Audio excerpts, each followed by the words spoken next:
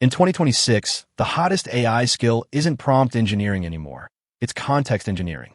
The shift is simple. Stop hunting for the perfect prompt and start engineering everything the model sees. Here's why now. The thing that unlocked it is the context window, how much a model can read at once. In 2023, a top model saw about 8,000 tokens. By 2026, that's over 1 million, more than 100 times bigger.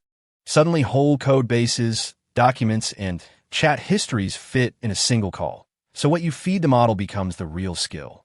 Context engineering treats that input as a stack, not a single sentence. 5 layers. Your instructions, knowledge pulled in by retrieval, tools, memory, and live state. The prompt is just the top layer. Engineering the other 4 is what makes an agent actually reliable. And the industry agrees.